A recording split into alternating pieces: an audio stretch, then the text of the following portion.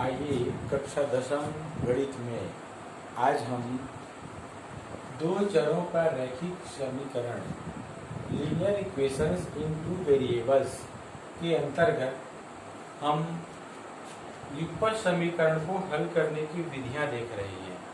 आपने पिछले कालखंड में युगपत समीकरण को हल करने की 3 विधियां आपने पढ़ी है। विलोपन विधि, प्रतिस्थापन विधि, वज्र गुणन अर्थात व्यापक हल विधि, चौथा आलेखी विधि से समीकरण को हल करना, ये अभी हम देखेंगे। आइए इसके लिए जो पिछला प्रश्न था एक बार पुनः देखिए। क्वेश्चन नंबर है 2x + 5y = 1, 2x + 3y = 3। आइए हल करना प्रारंभ करते हैं। यहाँ लिखिए हल।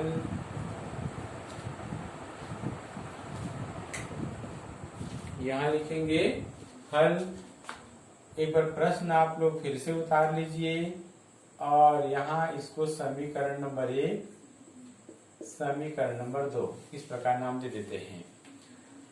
आलेखी विधि में हम x और y के अलग अलग मान प्राप्त करेंगे। यहाँ पर देखिए समीकरण 1 में x और y दो चर राशियां हैं। यहाँ पर एक चर राशि स्वतंत्र है और दूसरी चर राशि परतंत्र है। अर्थात यदि हम इसको इस प्रकार लिखें, समीकरण 1 से 5y = 1, 2x को पक्षांतर कर दीजिए तो पक्षांतर हो गया। यहाँ लिख लीजिए पक्षांतर करने पर आइए देखते हैं। 5y = 1 ऋण 2x, परंतु यहाँ पर देखिए y का गुणांक यहाँ पर 5 है। y का गुणांक हमको 1 चाहिए, इसलिए हम दोनों पक्षों में 5 का भाग कर देंगे ऐसे। तो 5 और 5 कैंसिल हो गया, बचेगा क्या y। देखिए y का गुणांक 1 है और इधर 1 ऋण 2x और पूरे का बटा 5, ये समीकरण नंबर हो गया 3। यहाँ पर समीकरण 3 में ध्यान दीजिए x = 1, 2, 3, 4 ऐसे क्रमशः इस प्रकार से क्रमशः मान रखकर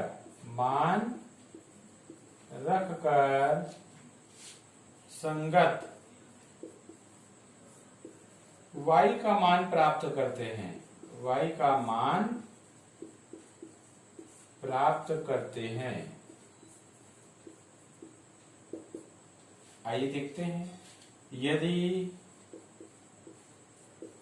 x = 1, तब समीकरण 3 में x के स्थान पे 1 रखेंगे, तब y का मान क्या हो जाएगा?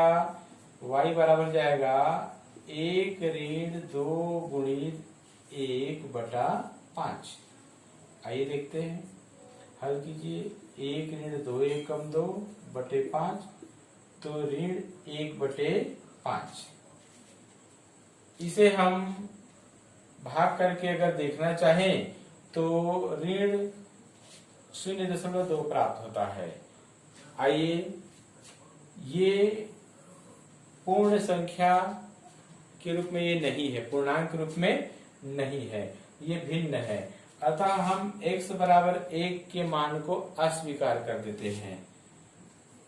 x बराबर अगर हम 2 लें तब क्या होता है देखिए, तब y = 1 ऋण 2 गुणित 2 और ये बटा हो गया 5। हल कीजिए तो 1 ऋण 2 दूनी 4/5, ये हो गया ऋण 3/5। देखिए यह विभिन्न संख्या ग्रुप में है, पूर्णांक नहीं है, इसलिए इसे भी हम अस्वीकार कर देते हैं। x बराबर, इस बार हम ऋण 2 लेकर के देखते हैं। तब y बराबर, देखिए यहां पर 1 ऋण 2 गुणित ऋण 2, और ये पूरे बटा हो गया कितना, 5।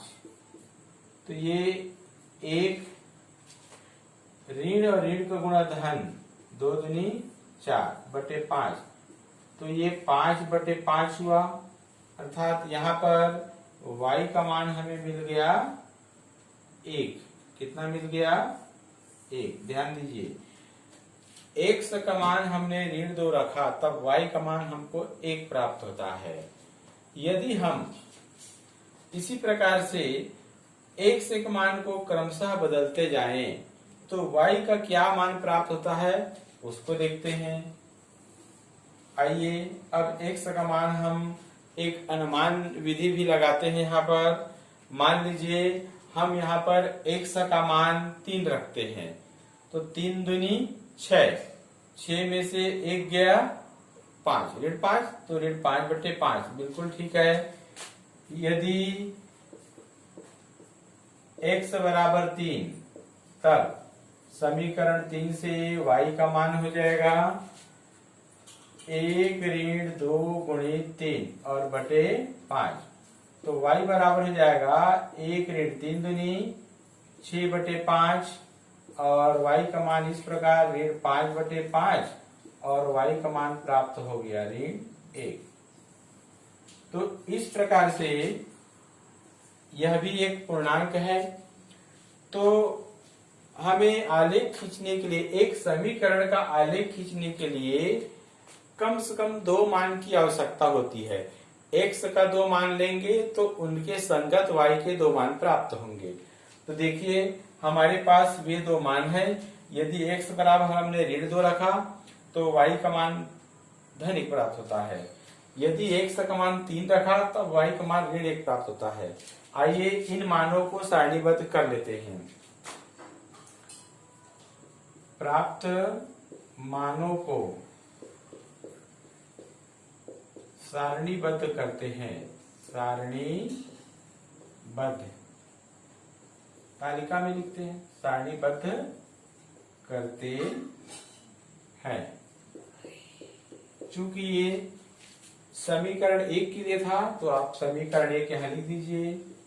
समीकरण 1 है 2x धन 5y बराबर 1। यहाँ पर एक सारणी बनाइए, छोटा सा तालिका, ये इस प्रकार से, ये ऐसे, ये यहाँ x होगा और ये y। कम से कम हमको 2 मान चाहिए, चाहे तो आप और अधिक मान रख सकते हैं, लेकिन 2 मान से हमारा काम चल जाएगा। सबसे पहले x का मान हमने रखा था। देखिए ये जो मान आपने रखा है और y का मान पूर्णांक में नहीं प्राप्त होता है, तो इसलिए इन मानों को आप नजरअंदाज कर सकते हैं। सीधे इस मान को लेंगे। x का मान ऋण 2 रखने पर y का मान 1 प्राप्त होता है। इसी प्रकार x का मान यदि हम 3 रखते हैं तो y का मान हमको ऋण 1 प्राप्त होता है। इधर के मान को निकालने की आवश्यकता नहीं है, 2 मान हमें प्राप्त हो गया। यही पर ध्यान दीजिए, समीकरण 3 में हमने x के मान अलग अलग बदल के यहाँ रखे हैं, तो ऐसी स्थिति में y का संगत मान प्राप्त हुआ है। तब हम कहेंगे इस समीकरण में x स्वतंत्र चर है और y परतंत्र चर, क्योंकि x का जो मान है उसी के आधार पे y का दूसरा मान प्राप्त होता है। तो इसलिए y जो है x के मान पर निर्भर है, इसलिए इसको परतंत्र चर कहेंगे और x को स्वतंत्र चर। आइए इसी प्रकार से समीकरण 2 के लिए हम मान प्राप्त करते हैं। इसे हम मिटा दे रहे हैं, समीकरण 2 के लिए मान प्राप्त करेंगे।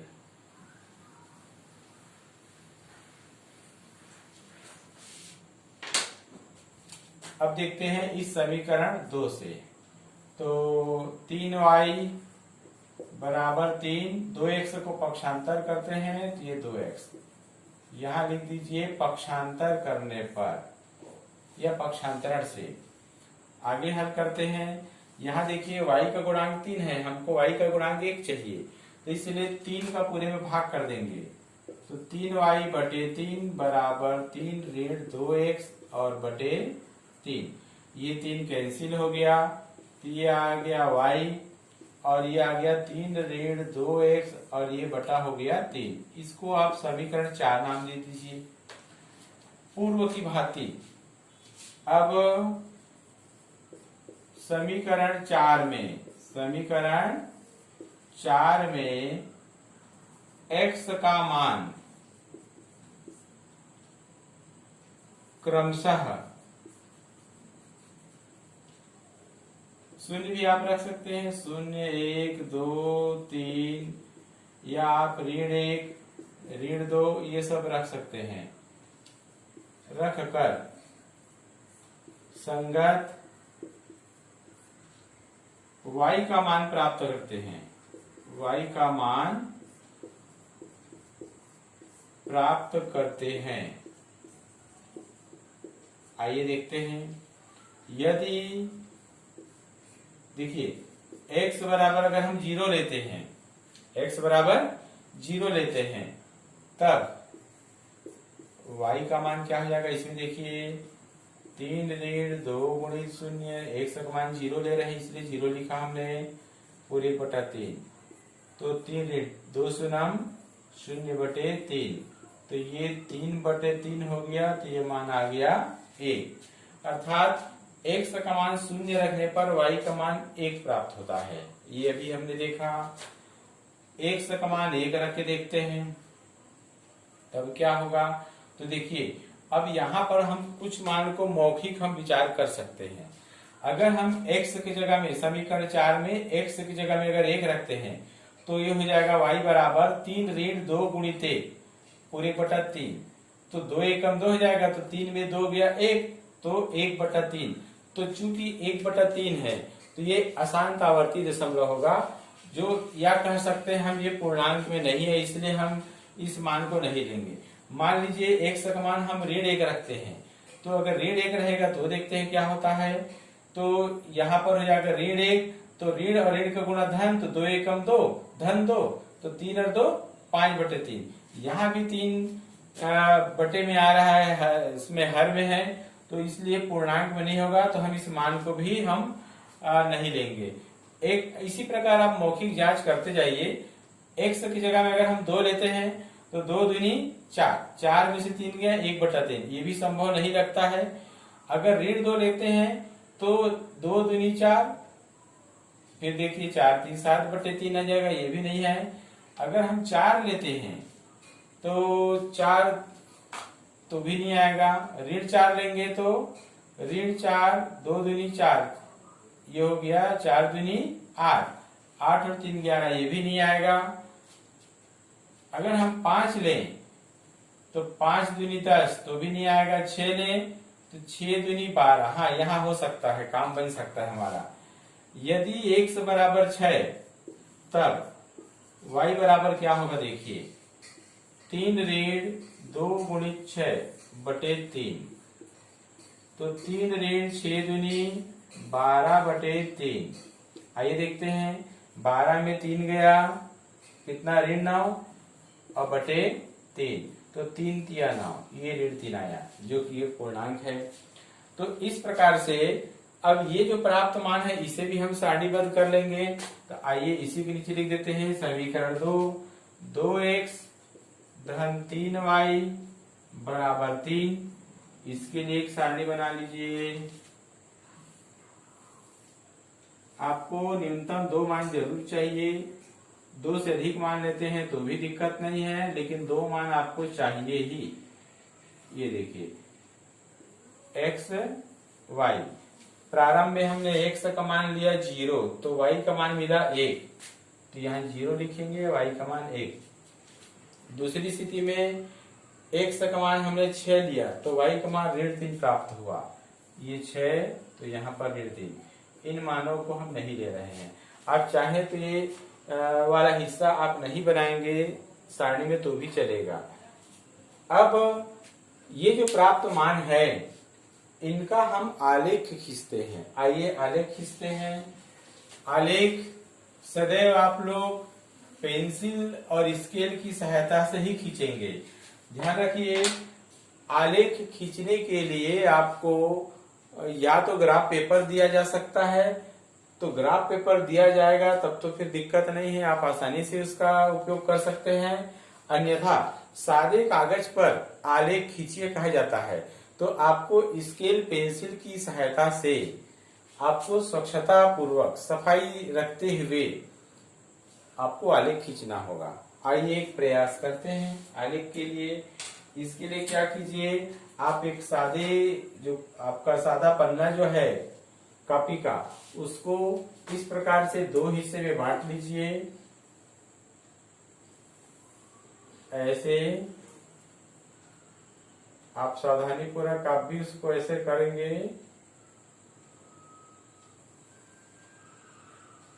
देखिए ये रेखा ऊर्ध्वाधर होनी चाहिए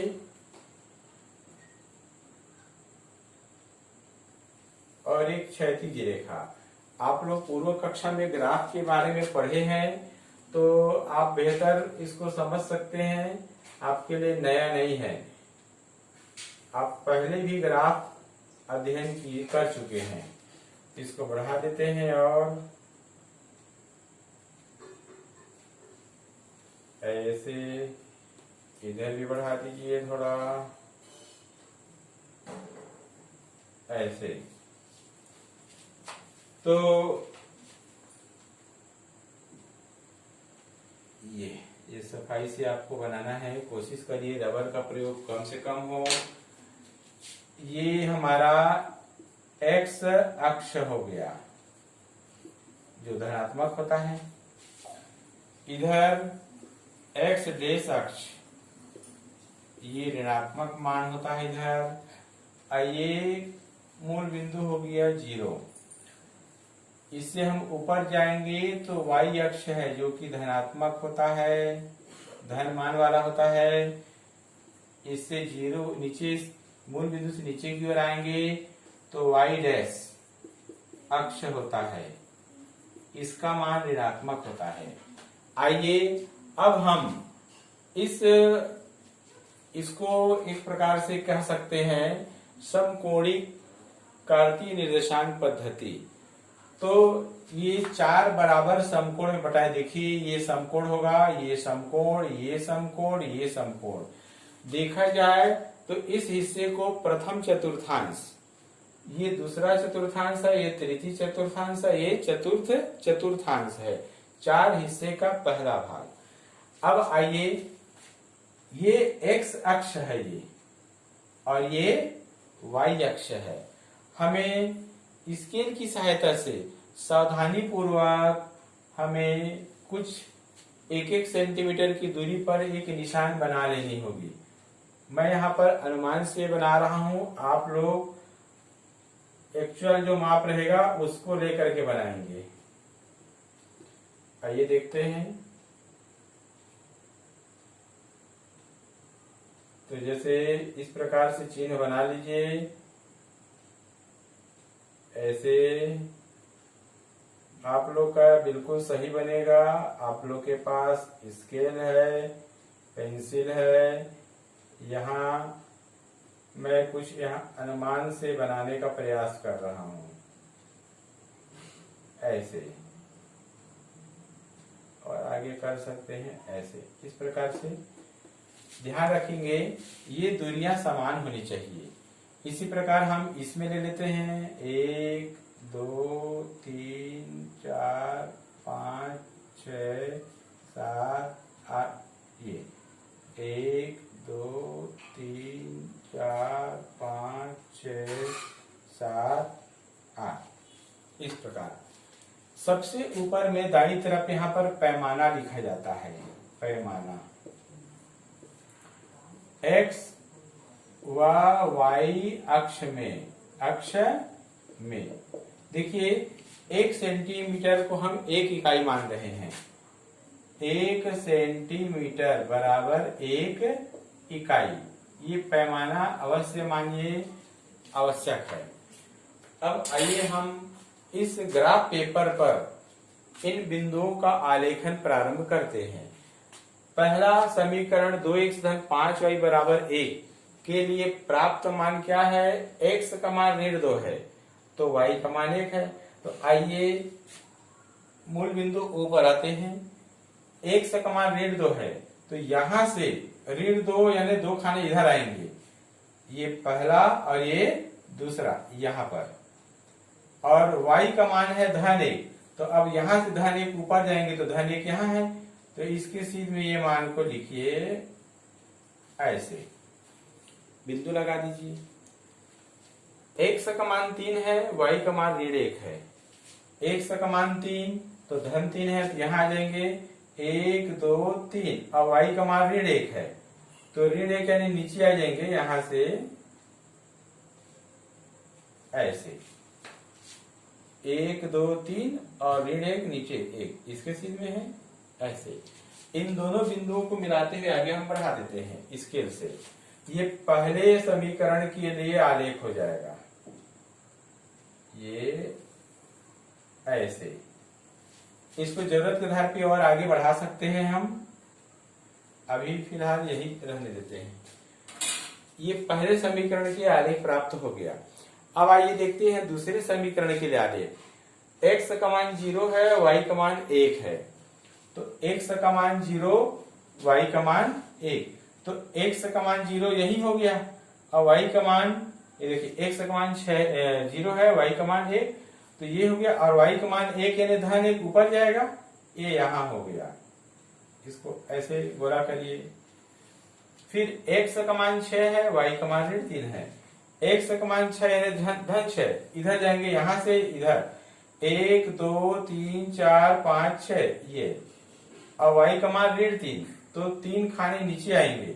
देखिए यहां से उतरेंगे, इधर से भी गिनेंगे 1 2 3, तो इसके सीध में आइए ये यहां लगभग ये यहां एक अनुमान से ऐसे, तो इसको मिला देते हैं, ये हो गया ऐसे।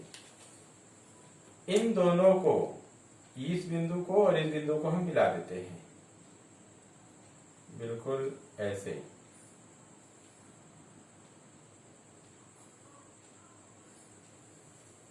ऐसे ये देखिए दोनों बिंदुओं से होकर के रेखाएं गुजर रही है ऐसे। आइए देखते हैं अब दोनों जो आलेख प्राप्त हुआ है, दोनों का कटान बिंदु कहां पर है? तो ये दोनों का कटान बिंदु है। इसको यहां से मिला लीजिए ऐसे, और इधर से भी मिलान कर लीजिए ऐसे।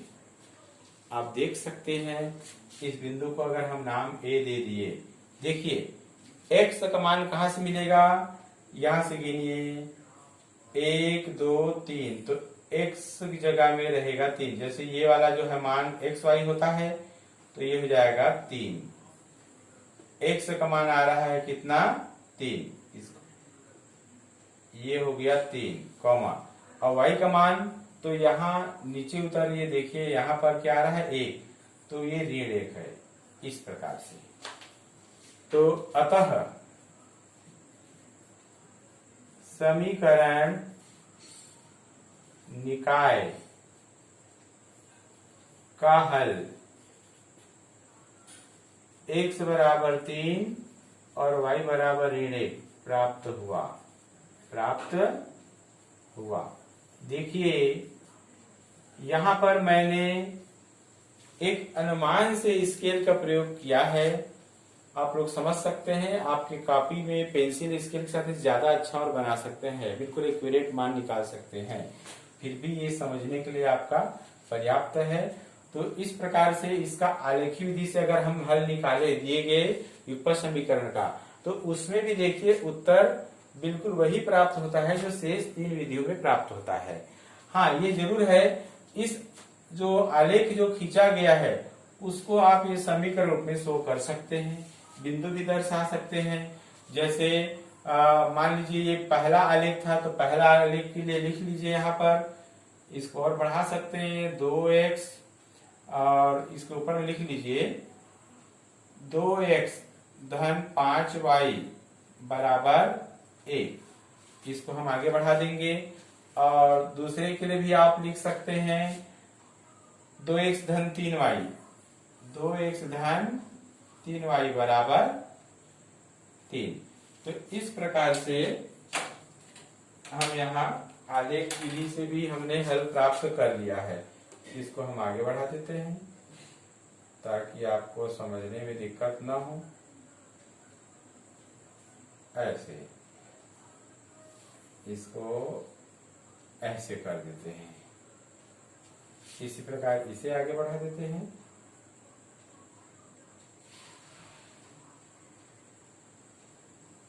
ऐसे ये लीजिए, तो इस प्रकार से आलेख प्राप्त हो गया।